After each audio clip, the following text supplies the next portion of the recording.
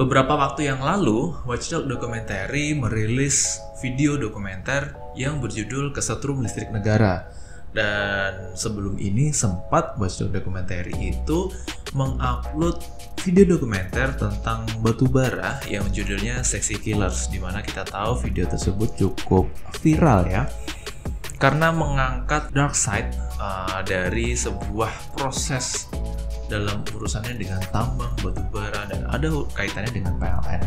Nah, pada tanggal 4 September 2020 kemarin, Watchdog kembali merilis video tersebut yang berjudul Kesetrum Listrik Negara, dan pada tanggal 4 September itu bertepatan dengan Hari Pelanggan Nasional atau National Customer Day. Di sini saya akan mencoba untuk mereaction dan memberi tanggapan tentang video tersebut, karena saya rasa untuk pribadi ya, teman-teman harus nonton video ini karena video ini cukup memberikan gambaran yang sangat jelas terkait kondisi ketenaga listrikan yang ada di Indonesia, terutama apa sih yang menyebabkan permasalahan-permasalahan ini dan itu terjadi.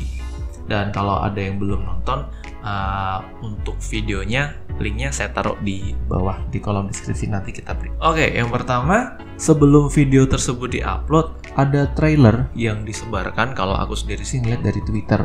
Nah, trailer tersebut cukup clickbait ya. Kenapa saya bilang clickbait? Karena video tersebut mengangkat realita permasalahan yang emang benar-benar terjadi. Kemudian viral, rame, netizen beranggapan ya benar netizen dengan segala firmannya, as you know that. Akhirnya perang di situ sebelum videonya tayang. Padahal kalau misal teman-teman nonton videonya sampai habis itu benar-benar membuka mata. Kemudian kita masuk dari videonya. Videonya timelinenya cukup bagus ya. Jadi ada beberapa bagian yang mungkin saya bisa bagi menjadi 3 bagian. Yang pertama adalah masalah. Masalah yang diangkat adalah kenaikan pembayaran rekening listrik yang terjadi beberapa bulan yang lalu ya, di sekitaran di bulan Juni atau Juli. Nah, kemudian padahal PLN pun sudah memberikan skema untuk menyiasati atau menghadapi supaya tidak memberatkan pelanggan. Yang kemudian di bagian kedua, Watchdog kembali memberikan gambaran terkait siapa sih, apa sih, kenapa sih semua ini bisa terjadi. Nah, di sini permasalahannya jadi udah kayak RCPS, jadi root cause problem solving. Jadi dari masalah dicari di akarnya, di situ dijelaskan sangat gamblang, dan kemudian di akhir bagian atau di akhir video, Watchdog memberikan penjelasan tentang solusi yang bisa kita ambil atau yang bisa kita terapkan, dan itu sudah terjadi dan sudah dilaksanakan di beberapa daerah, di beberapa orang. Oke, kita masuk ke bagian pertama, yaitu dalam permasalahan. Dalam hal ini, permasalahan yang dialami oleh Pak Gultom adalah seorang montir bengkel di pinggir jalan.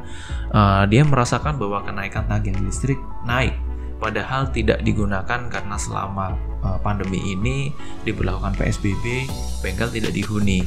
Untuk hal tersebut sebenarnya sudah ada video yang saya buat tentang penjelasan kenapa sih rekening listrik itu naik dan segala macamnya. Dan menurut saya teman-teman harus tonton sampai habis, jangan cuma nonton di bagian A-nya doang, di bagian depannya doang, karena itu sangat bisa mengarahkan teman-teman ke hal yang salah persepsi jatuhnya. Jadi tonton sampai habis.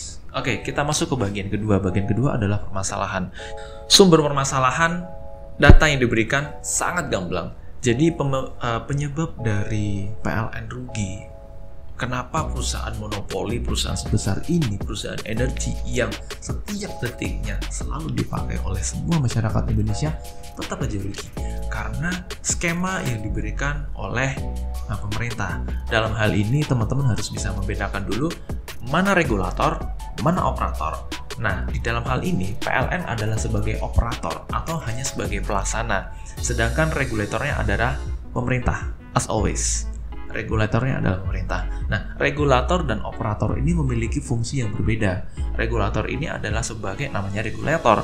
Jadi dia membuat regulasi, membuat aturan, bahkan untuk kenaikan tarif dasar listrik itu yang menentukan bukan operator, tapi yang menentukan adalah regulator. Dalam hal ini adalah pemerintah.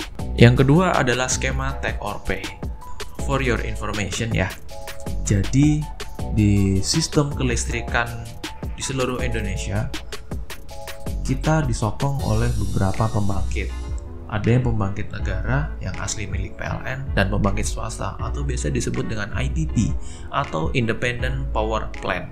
Komposisi IPP atau Independent Power Plant yang dimana pembangkit tersebut adalah pembangkit swasta, bukan pembangkit milik PLN atau pembangkit milik negara.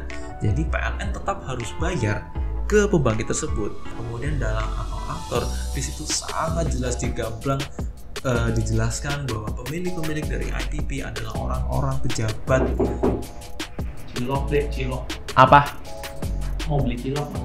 Enggak.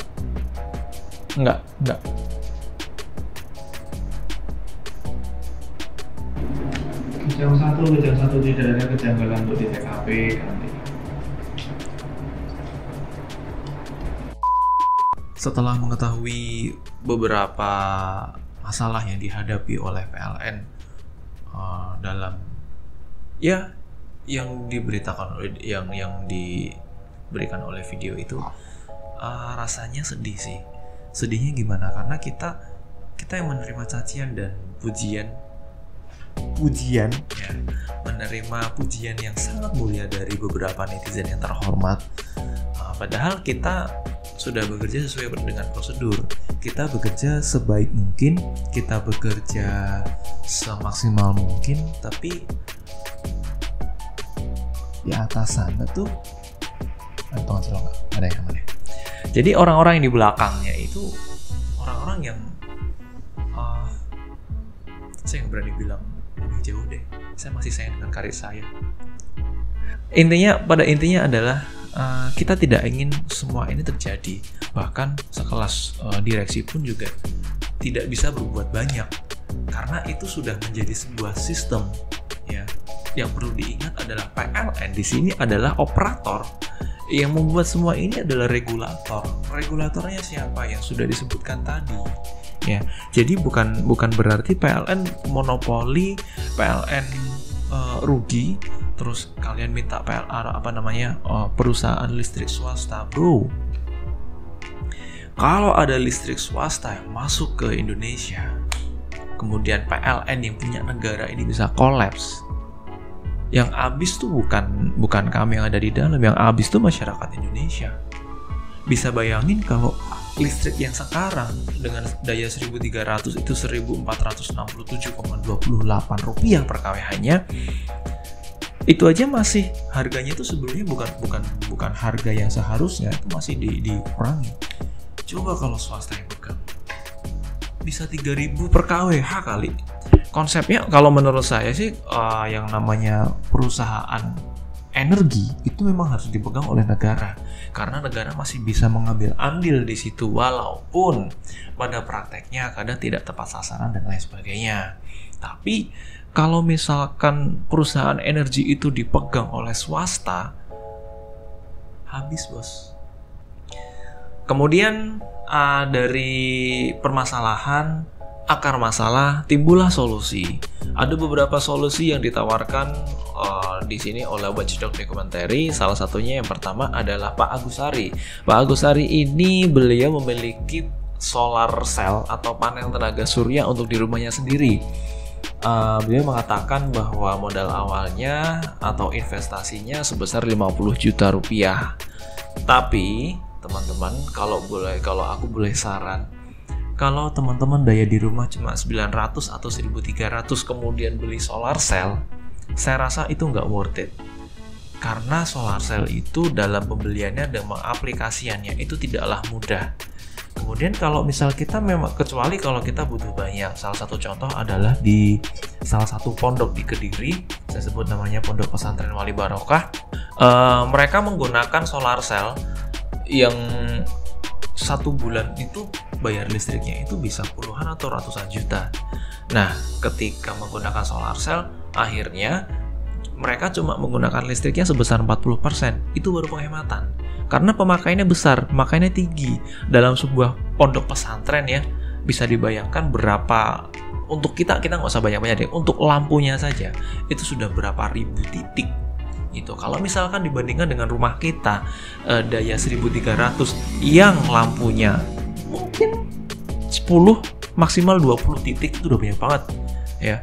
Kemudian kita menggunakan solar cell dan nilai investasinya terlalu besar, nilai timbal baliknya itu belum tentu, perawatannya itu juga harus, kalau misal kita nggak tahu banget, kita nggak paham banget, saya rasa jangan pakai. Karena solusi yang ditawarkan oleh Pak Agus Sari dalam video tersebut saya rasa kurang relevan, karena kita lihat sendiri rumahnya Pak Agus Sari sendiri itu udah gede banget ya. Itu orang kaya, bukan orang yang klaster menengah ke bawah kayak kita, enggak. Jadi untuk solar cell kayaknya itu belum, itu sebuah solusi yang bagus, tapi harus melihat kebutuhan listrik kita sehari-hari.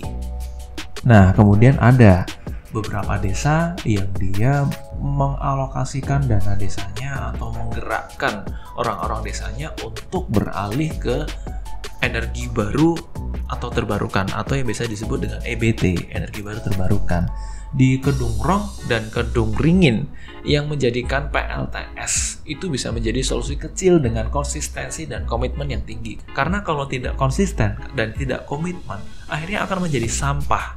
Yang satu menggunakan PLTS untuk menerangi jalan atau PJU ya, penerangan jalan umum, yang satu menggunakan tenaga hidro atau air, dan itu kebutuhannya kan untuk beberapa rumah dalam satu desa. Jadi itu menurut saya lebih worth it gitu. Kalau misalkan kita kembali ke Pak Agus tadi yang beberapa solar cell untuk di rumah sendiri, saya rasa kurang worth it. Karena memang yang saya bilang tadi, antara modal atau investasinya dengan penggunaan perawatan dan kebutuhan listrik yang akan diserap, itu kalau kita memakainya sedikit juga malah jadinya rugi gitu. Last but not least, ada Pak John Muhammad dan Pak Samsul Anam. Jadi mereka tidak menggunakan solar cell, tapi mereka menggunakan rumahnya supaya tersirkulasi cahaya yang masuk itu cukup. Kalau misalkan Pak John Muhammad, dia adalah seorang arsitektur, jelas dari awal dia sudah konsen untuk membuat rumahnya itu masalah pencahayaan dan pengudaraannya itu bagus. Jadi siang tidak perlu butuh banyak lampu. Kemudian untuk Pak Samsul Anam pun juga karena ada anggota keluarganya yang sakit, kemudian merehab dan merubah total rumahnya yang membutuhkan kurang lebih ratusan juta, tapi dengan dampak yang cukup bagus. Jadi siang itu cahaya sudah masuk ke rumah dengan cukup. Karena permasalahan yang terjadi, banyak teman-teman atau pelanggan yang komplain ke kantor, ke kami, bahwa pemakaianku biasa-biasa aja, lampu-lampu, TV, kulkas. Tapi kenapa pembayarannya mahal gitu? Karena beberapa orang tidak menyadari bahwa kadang siang mereka itu masih menggunakan listrik atau menggunakan lampu. Padahal itu di waktu siang hari. Bahkan di rumah saya sendiri pribadi yang di Semarang, itu ketika siang hari untuk ruang tengahnya, kalau misal tidak menggunakan lampu akan terasa gelap. Itu hal-hal yang kecil, sepele, namun dampaknya besar. Walaupun lampu itu kecil, wattnya tuh mungkin katakanlah 10 atau 15 watt, tapi yang dihitung adalah pemakaiannya berapa jam dalam satu hari. Itu baru satu hari, dikalikan 30 hari dalam satu bulan. Nah, itu baru satu lampu, baru satu titik lampu, belum lagi alat-alat elektronik yang lain. Pada akhirnya, orang secara tidak sadar menggunakan listriknya lebih boros karena menggunakan, ya itu tadi, seperti itu. Jadi konklusinya adalah video yang di-upload oleh Watchdog Documentary itu sangat bagus. Dia memberikan, tidak hanya mengangkat permasalahan, tapi juga memberikan akar masalahnya dan memberikan solusi-solusi yang bisa diberikan, yang bisa kita adaptasi. Setidaknya kalau memang kita tidak memiliki dana yang cukup untuk merehab rumah ataupun membeli solar cell seperti yang dicontohkan oleh di video tersebut, kita bisa menggunakan jendela kita atau memaksa kita untuk tidak menyalakan lampu pada siang hari, karena menurut saya sebagai orang PLN itu hal-hal yang sedikit sia-sia, karena siang itu masih ada matahari gitu loh. Kok kamu masih ngidupin lampu ya buat apa? Kalau emang gelap ya cari tempat yang terang, jangan memaksakan di tempat tersebut. Jadi mungkin itu aja video yang saya berikan untuk malam ini. Semoga video ini bermanfaat. Like, share, komen kalau misal video ini bermanfaat, dan mungkin teman-teman bisa sharing apa sih yang harus kita lakukan, atau mungkin punya trik-trik khusus untuk menghemat tagihan listrik, dan bagaimana kita menghadapi listrik energi baru terbarukan, apakah worth it untuk digunakan sendiri-sendiri ataupun dengan skala yang besar, dan PLN akan mengadaptasinya atau tidak. Dan sekian dari situ, Wilman signing off, bye.